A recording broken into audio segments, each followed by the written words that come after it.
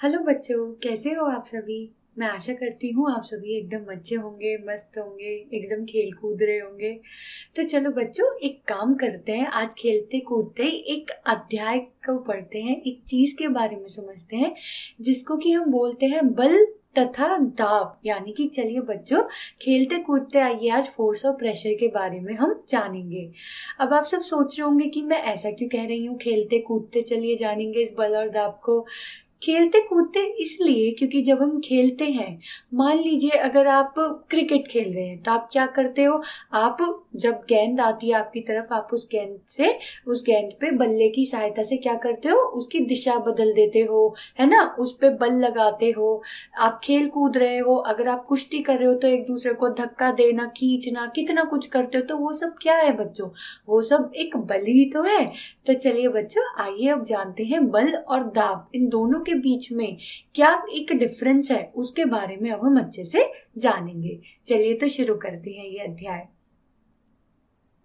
तो सबसे पहले बच्चों, मैं आपको परिचय देना चाहूंगी कि बल आखिर में है क्या।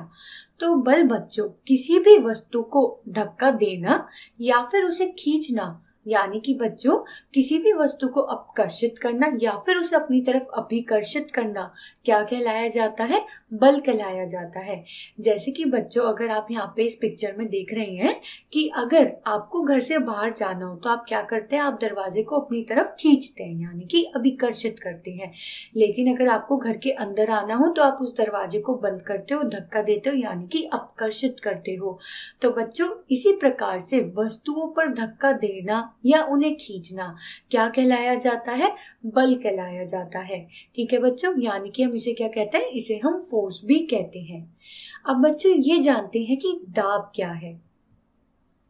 तो दाब बच्चों बल ही है, दाब और कुछ नहीं है। दाब हमारा बल ही है। बस उसमें आपको क्या समझने की जरूरत है बच्चों, बल किसी भी प्रति एकांक क्षेत्रफल पर लगने वाले उस बल को हम क्या कह देते हैं, दाब कह देते हैं। ठीक है, अगर हम उसी बल में कोई भी एक प्रति एकांक क्षेत्रफल जोड़ दें तो उसको हम क्या कह देते हैं, दाब कह देते हैं। जैसे कि बच्चों अब आप देखिए, आपने यहाँ पे एक डब्बा ले रखा है। ठीक है, ये डब्बा ले लिया आपने, या फिर मैं कह लूँ एक बॉक्स ले लिया, और आपने क्या करा, इसमें आपने कुछ ऐसे कण, कुछ या तो आपने गैस के कण भर रखे। क्योंकि बच्चों मैं गैस क्यों कह रही हूँ, क्योंकि गैस के कणों में ये एक बहुत ही अच्छी बात होती है कि हम उन्हें आसानी से दबा सकते हैं, उन पे आसानी से दाब का एक आप ये देख सकते हो उदाहरण आसानी से देख सकते हैं। तो आप जैसे ही इस पे दाब लगाएंगे, इसके एक प्रति एकांक क्षेत्रफल पर दाब लगाएंगे, बल लगाएंगे, तो उसको हम क्या कह देंगे बच्चों, दाब। तो यही एक डिफरेंस होता है बल और दाब में। बल मतलब किसी भी वस्तु पर धक्का या खींचना अपनी योग्यता के अनुसार, और अगर वही बल किसी भी वस्तु के प्रति एकांक क्षेत्रफल पर लगे तो उसको हम क्या कह देते हैं, दाब कह देते हैं, यानी कि प्रेशर कह देते हैं। तो बच्चों मैं आशा करती हूँ आपको बल और दाब के बीच की ये जो डिफरेंस है ये समझ में आया होगा। चलिए अभी तो हमें बहुत कुछ जानना है, तो चलिए उसके बारे में जानते हैं। अब बच्चों एक सोचने वाली बात है, मैं जब से आपको बल दाब बता रही हूँ, है ना, लेकिन हाँ, तो देखिए बल कभी भी किन दो वस्तु के बीच में किस प्रकार से लगेगा, कब लगेगा।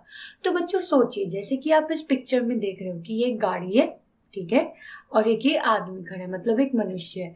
अब ये दोनों खड़े हैं, ठीक है, अब अगर ये दोनों ऐसे ही खड़े हैं, मतलब गाड़ी अपनी जगह है, मनुष्य अपनी जगह है, ठीक है, तो क्या है, दोनों अपनी जगह खड़े रहेंगे, कोई कहीं नहीं चलेगा, ना वो आप गाड़ी आगे जाएगी ना पीछे जाएगी, कुछ नहीं होगा। अब क्या हुआ, एकदम से पीछे से आपको पीपी की आवाज आई, हॉर्न की आवाज आई, मतलब कोई और आपको बोल रहा है कि अपनी गाड़ी थोड़ी आगे कर लो। अब आप बोलोगे, सोचोगे अरे मेरी गाड़ी तो खराब है, मैं इसको कैसे आगे चलाऊं। तो आप क्या कहोगे, अरे भैया जरा आना, थोड़ा सा धक्का लगवा दो इस गाड़ी पे क्योंकि गाड़ी खराब है। मतलब अब आप गाड़ी पे धक्का लगाने जा रहे हो, मतलब बल लगाने जा रहे हो, लेकिन वो बल आप लगाओगे कब, जब आप उस गाड़ी को स्पर्श करोगे, छुओगे, है ना। तो यहाँ से हमें क्या पता चलता है बच्चों कि कभी भी किन्हीं भी वस्तुओं पर बल कब लगता है? जब उन वस्तुओं के बीच में एक इंटरेक्शन हो, एक अनोन्य क्रिया हो, वो एक दूसरे को स्पर्श कर रही हो, तभी उनके बीच में क्या लग पाता है बच्चों? बल लग पाता है। अब बहुत बच्चे सोचोगे अरे मैंने तो सोचा था कि बल शायद ऐसे भी होता है जिनमें संपर्क की जरूरत न पड़ती हो। हाँ बच्चों, होते हैं, लेकिन उसमें भी अगर आप देखेंगे तो आपको कुछ ना कुछ एक ऐसी चीज चाहिए होगी जिसके कारण उनके बीच में एक इनडायरेक्ट संपर्क यानी कि एक इनडायरेक्ट इंटरेक्शन बन सके। ठीक है, तो बल कभी भी दो वस्तुओं के बीच में कब लगता है? जब उन दो वस्तुओं के बीच में कोई भी इंटरेक्शन होता है, यानी कि कोई भी अनोन्य क्रिया होती है। ठीक है, आइए बच्चों, अब हम कुछ अच्छे से जानेंगे कि बल के क्या लक्षण होते हैं। मतलब बल के लक्षणों से मतलब ये है बच्चों कि हम उसे किस प्रकार से देखेंगे, किस प्रकार से उन्हें जोड़ेंगे। जैसे कि आप यहाँ पे देख रहे हो कि ये बच्चे कितनी खुशी खुशी रस्साकशी कर रहे हैं ना, मतलब कि एक कोई इधर खींचना चाह रहा है, कोई उधर खींचना चाह रहा है, तो ऐसे में बल दोनों तरफ से लग रहा है। तो अब हम क्या समझे? अब बच्चों आप देखो, ये बच्चे तो अपनी तरफ खींचना चाह रहे हैं इधर की तरफ, ये बच्चे इधर की तरफ खींचना चाह रहे हैं ना, दाएं बाएं ऐसे करके खींचना चाह रहे हैं, मतलब कि जो दिशा है बल की वो विपरीत है एक दूसरे से। ठीक है, तो इस प्रकार से बच्चों जब कभी भी आपका बल दो विपरीत दिशाओं में लगता है तो वहां पे बच्चों जो आपका कुल बल होगा यानी कि नेट बल होगा वो उन दोनों बल के अंतर के बराबर होता है। जैसे कि बच्चों मान लो कि ये वाले बच्चे x बल लगा रहे हैं और ये बच्चे y बल लगा रहे हैं, तो इन दोनों के बीच का जो कुल बल होगा वो कैसे होगा? इन दोनों के अंतर के बराबर होगा। ठीक है, तो इसी तरीके से बच्चों अगर कभी भी किसी भी वस्तु पर बल लगता है तो उसकी दिशा का उल्लेख करना बहुत ही अनिवार्य होता है। इससे ही हमें पता चलता है कि वो बल आपस में अंतर पे देखे जाएंगे या फिर जोड़े जाएंगे। क्योंकि अगर बल विपरीत दिशाओं में लगते हैं तो हम उनको क्या कर देते हैं, हम कुल बल निकालने के लिए उनके बीच के अंतर को निकालते हैं। ठीक है, आइए अब इसी बात को और अच्छे से जानते हैं। अब देखिए बच्चों, रस्साकशी में तो क्या हो रहा था कि कोई इधर लगा रहा था, कोई इधर से बल लगा रहा था, दो विपरीत दिशाओं में लग रहा था। लेकिन मान लीजिए यहाँ पे ये जो एक बक्सा है, ये जो बॉक्स है, अब इस बॉक्स पे ये दोनों क्या है, ये मिलके बल लगा रहे हैं कि जिससे कि ये बक्सा आगे की तरफ खिसक जाए, इधर की तरफ खिसक जाए। तो मतलब बच्चों क्या है, दोनों एक ही दिशा में बल लगा रहे हैं, दूसरी दिशा से तो कोई बल ही नहीं लग रहा है। तो बच्चों जब कभी भी किसी भी बक्से पर एक ही दिशा में बल लगता है तो उसके जितने भी बल लग रहे होंगे एक दिशा में, हम उन सबको क्या कर देते हैं, जोड़ देते हैं। इसलिए ही बच्चों हम क्या कहते हैं, बल एक दूसरे से छोटा या बड़ा बिल्कुल हो सकता है, वो बराबर भी हो सकता है। बल की प्रबलता प्राय इसके परिमाण से मापी जाती है। और बच्चों जब कभी भी हम बल के बारे में बात करते हैं तो उसकी दिशा का उल्लेख करना अति आवश्यक होता है, क्योंकि बच्चों उस दिशा के कारण भी हमें काफी कुछ परिवर्तन देखने को मिल सकता है। ठीक है, तो अभी मैंने आपको क्या बताया, अगर बल दो विपरीत दिशाओं में है तो वो हम उनके बीच के अंतर को हम कुल बल निकालने के लिए देखते हैं। अगर बल एक ही दिशा में लग रहा है बच्चों, तब हम उसको क्या करते हैं, हम उनको आपस में जोड़ देते हैं। आइए इसे और अच्छे से समझते हैं। तो अब बच्चों मतलब यहाँ पे एक सवाल उठता है कि अगर हमें पता चल गया कि देखिए यहाँ पे तीन चीजें हैं, तो पहली चीज अगर मैं आपको बताऊं, मान लीजिए ये एक बक्सा है, एक इसे इधर की तरफ खिसकाना चाह रहा है, एक इसे इधर की तरफ खिसकाना चाह रहा है, एक का बल ज्यादा है, एक का बल कम है। मान लीजिए x का बल ज्यादा है y से, तो इन दोनों के बीच का क्या हो जाएगा, अंतर क्या हो जाएगा, हमारा कुल बल हो जाएगा। अब दूसरी है बच्चों, ये बक्सा है, दोनों ही एक दिशा में लगा रहे हैं x और y, ठीक है, इसे आगे की तरफ खिसकाने के लिए, तो इनका जो बल है वो आपस में जुड़ जाएगा। लेकिन तीसरी क्या बात है, अगर इधर से भी धक्का लगे, इधर से भी लगे, ये भी x है, ये भी x है, अब क्या होगा, अब क्या होगा? हाँ, तो यही हमारा प्रश्न है। क्या इसका अर्थ यह है कि यदि किसी वस्तु पर विपरीत दिशाओं में लगने वाले बल बराबर हैं, तो उस पर लगने वाला नेट बल शून्य हो जाएगा? क्या वो 0 हो जाएगा? तो जी बच्चों बिल्कुल। आप देखिए मैंने आपको क्या बताया कि अगर विपरीत दिशाओं में बल लगे तो हम उनके बीच का अंतर देखते हैं। अब यहाँ पे भी हम वही अंतर देखने जाएंगे बच्चों, है ना। और अगर आप वो अंतर देखेंगे तो अंतर का मतलब क्या हो गया, x -x, तो वो कितना हो जाएगा 0। यानी कि बच्चों अगर किन्हीं भी दो वस्तुओं के विपरीत दिशाओं में बल लगने के कारण और वो दोनों ही बल एक दूसरे के बराबर है तो नेट बल क्या होता है बच्चों, वो वहां पे 0 यानी कि 0 हो जाता है। तो बच्चों मैं आशा करती हूँ आपको ये तीनों बातें बहुत अच्छे से समझ में आई होंगी। आपको ये भी अच्छे से समझ में आया होगा कि बल क्या है और दाब क्या है। ठीक है, आइए बच्चों अब हम बल के बाकी लक्षणों के बारे में जानेंगे। ये तो हमें इसकी दिशा कि नेट बल, कुल बल किस तरीके से देखा जाए उसके बारे में पता चला है। आइए अब हम बल के और लक्षणों के बारे में जानते हैं। पर उससे पहले एक बड़ा ही अच्छा सवाल यहाँ पे आता है, एक अच्छा प्रश्न आता है कि हम ये बल और दाब आखिर में पढ़ ही क्यों रहे हैं। मतलब बच्चों मैं अगर आपसे एक सवाल पूछूं, हम सबको पता है कि पृथ्वी अपना एक बल लगाती है हर एक वस्तु पे, है ना, तो वो हमें अपनी तरफ खींचती है, लेकिन हम फिर भी इस धरती पे आसानी से आराम से अपनी जिंदगी व्यतीत करते हैं, है ना। हम जमीन में धंसते क्यों नहीं चले जाते उस बल के कारण, ऐसा क्यों नहीं होता? क्योंकि बच्चों हमारे ऊपर एक ऐसा दाब लग रहा होता है जो उस बल को बराबर कर देता है ना। तो ये तो मैंने आपको एक उदाहरण दिया। इन्हीं सब चीजों को समझने के लिए हम क्या करते हैं बच्चों, दाब और बल का अध्ययन करते हैं। तो चलिए अब और अच्छे से जानते हैं इसके बारे में। सबसे पहले हम जानेंगे धक्का बल यानी कि पुश फोर्स। पुश फोर्स है क्या? अरे ये तो बहुत आसान है। मतलब मैं ऐसा कहूंगी नहीं कि आपको ऐसा करना है। ऐसा होता है कि जब घर में लड़ाई हो जाती है भाई बहन के साथ तो हम क्या करते हैं, धक्का देने लग जाते हैं, है ना। फिर मार भी पड़ती है घर में, तो हम धक्का देते हैं। तो धक्का देके क्या होता है कि वो हमसे दूर चली जाती है चीज, है ना, वो दूर चला जाता है, जाके गिर पड़ता है या गिर पड़ती है। लेकिन ऐसा करना नहीं है, मैं सिर्फ आपको समझाना चाह रही हूँ। तो अब आप यहाँ पे भी देखो, ये जो व्यक्ति है ये इस बक्से पे धक्का लगा रहा है जिससे कि ये बक्सा उनसे दूर चला जाए। तो ऐसा बल बच्चों जो कि धक्का लगाने के काम आता है उसको हम क्या कहते हैं, उसको हम पुश फोर्स कहते हैं। और धक्का बल बच्चों किसी भी वस्तु को अपने से दूर ले जाने में सहायता करती है।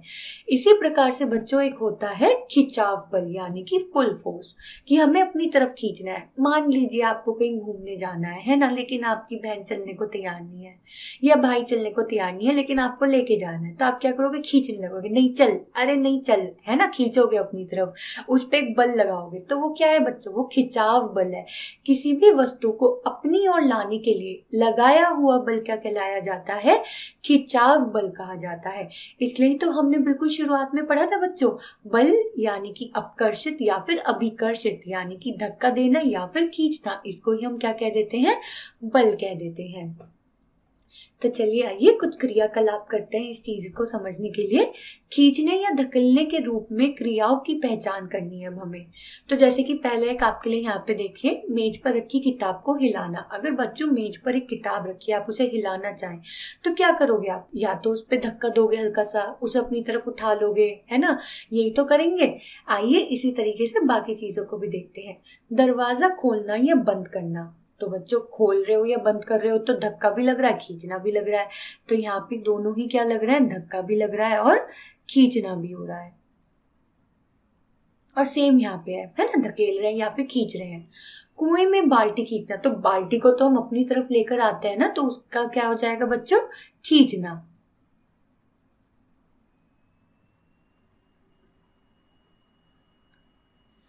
फुटबॉल खिलाड़ी द्वारा गेंद पर लात मारना, फुटबॉल पे जब आप लात मारोगे तो फुटबॉल आपके पास आएगी, आपसे दूर जाएगी, दूर जाएगी। मतलब हमने क्या करा, धक्का लगाया, यानी कि धक्का देना, धकेलना। अरे ये तो दोबारा से ही आ गया, फुटबॉल खिलाड़ी द्वारा। तब तो आपको इसका आंसर पता होगा। बिल्कुल सही बात, धक्का देना या फिर धकेलना। बल्लेबाज द्वारा मारी गई क्रिकेट की गेंद, तो बच्चों ये भी बिल्कुल बराबर ही है, धक्का या फिर धकेलना। भरी हुई गाड़ी ले जाना, अरे उसे तो हम खींच रहे हैं ना अपने साथ। जरा सोचो, एक बक्सा जो भरा हुआ है उसे आपको कहीं लेके जाना है, तो आप उसे अपने साथ खींच के ही तो लेके जाओगे, तो खींचना। दराज खोलना, तो वो भी बच्चों खींचना, क्योंकि दराज जब खोलता है तो दराज हमारी तरफ ही तो आती है, तो वो खींचना। कौन किसको धक्का दे रहा है या खींच रहा है, तो बच्चों बिल्कुल देखिए, ये आदमी इस गाड़ी को धक्का दे रहा है आगे की तरफ। ये दोनों ही एक दूसरे को क्या करना चाह रहे हैं, अपनी तरफ खींचना चाह रहे हैं, है ना। और यही दोनों एक दूसरे को क्या कर रहे हैं, एक दूसरे से दूर जाना चाह रहे हैं, यानी कि एक दूसरे को धक्का दे रहे हैं, है ना बच्चों। तो किसी भी वस्तु को अपनी तरफ लाना यानी कि खींचना, किसी भी वस्तु को अपने से दूर ले जाना यानी कि धक्का देना। चलिए बच्चों, आइए समझते हैं गति की अवस्था यानी कि स्टेट ऑफ मोशन। बच्चों मान लीजिए ये जो सेब है मैंने एक मेज पे रख दिया, अब क्या सेब खुद से चलने लग जाएगा? बिल्कुल नहीं। तो बच्चों ऐसी कोई भी अवस्था जिसमें कोई भी वस्तु किसी भी गति में ना हो, विराम अवस्था में हो, तो हम उसको क्या कहते हैं, रेस्ट पोजीशन यानी कि विराम अवस्था।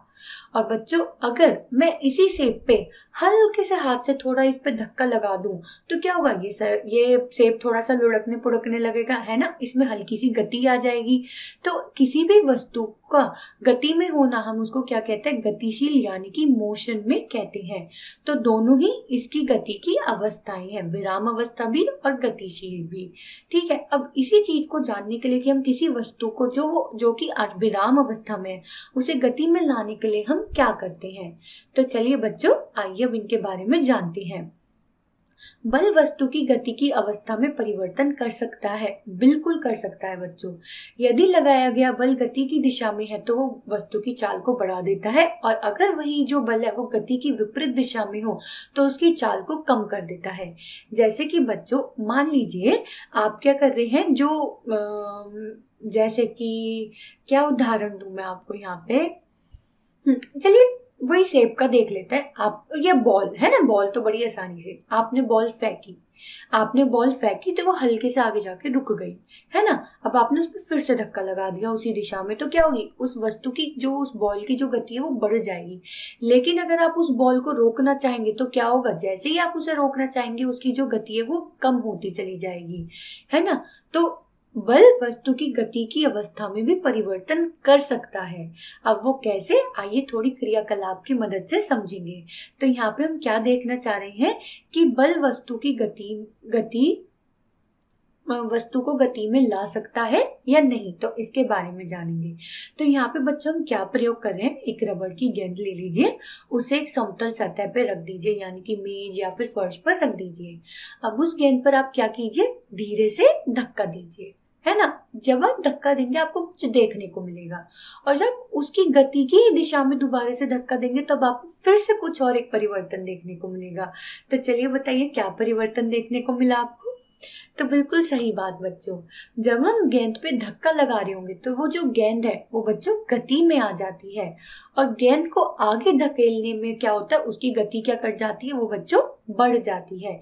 तो हमें यहाँ से क्या निष्कर्ष मिलता है, विराम अवस्था में एक गेंद पर जब हमने बल लगाया तो क्या हुआ, वो गति में आ गई, और जब हमने उसी गति में बल लगाया तो उसकी गति जो है बच्चों वो बढ़ गई।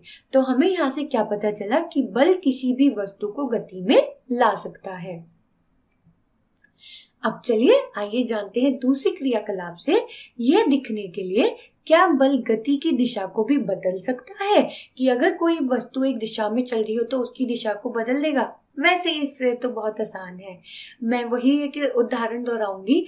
आपने गेंद फेंकी, बल्लेबाज ने गेंद को मारा, गेंद की दिशा बदल गई। क्यों? क्योंकि आपने बल लगाया अपने बल्ले के हिसाब से। तो बिल्कुल बच्चों बल गति की दिशा को बदल सकता है। तो आइए यहाँ देखते हैं हम क्या प्रयोग कर रहे हैं। तो बच्चों देखिए आपने क्या करा, आपने गेंद को धक्का दे दिया, है ना, पिछली क्रियाकलाप ने आपने ये किया था। अब आपने क्या करा, आपने बीच में एक पैमाना रख दिया यानी कि रूलर रख दिया, जैसे कि आप यहाँ पे भी देख रहे हैं। ठीक है, जब आपने यहाँ रूलर रखा तो क्या हुआ, गेंद आ तो इस दिशा में रही थी, इस पैमाने से टकरा के उस गेंद की दिशा बदल गई, है ना। तो बच्चों यहाँ से हमें क्या पता चलता है, पैमाने से टकराने के बाद गेंद की जो गति की दिशा है वो बदल जाती है।